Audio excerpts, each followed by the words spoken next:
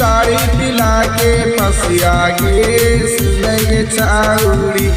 है गे अगल होली रंग दे तो चोली ताड़ी पिला के पसिया गे सुनेंगे छाउड़ी लहंगा रंग दिल कौ खालसिया गे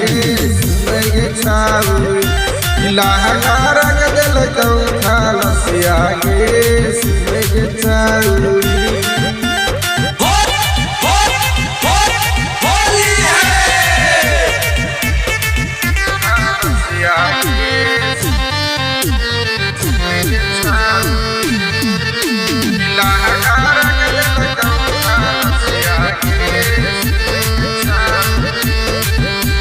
परा से डलतौ छौरा बावन आई रान गे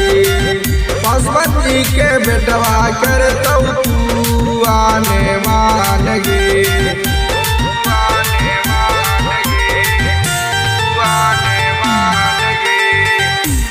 परा से डलतौ छौरा बावन आई रान गे पशुपति के बेटवा करतौ तू आने मान गे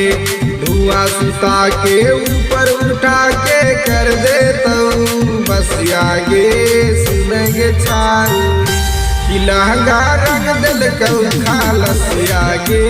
सुनेंगे छाउड़ी लहंगा रंग दिल कौ खालसिया गे सुनेंगे छाउड़ी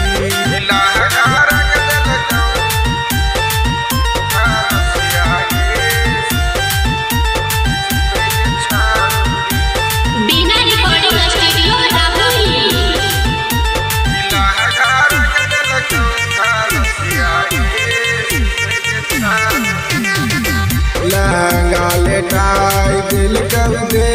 दिल कौ दागिया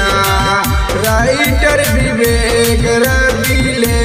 जाए के बगिया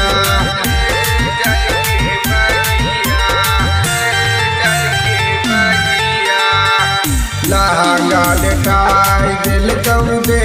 दिल कौ दागिया राइटर विवेक रवि ले जाए के बगिया नीतीश राज सुनेंगे छौरी करतौ बादा मसिया गे सुनेंगे छौरी लहंगा रंग दिल कौ खालसिया गे सुनेंगे छौरी लहंगा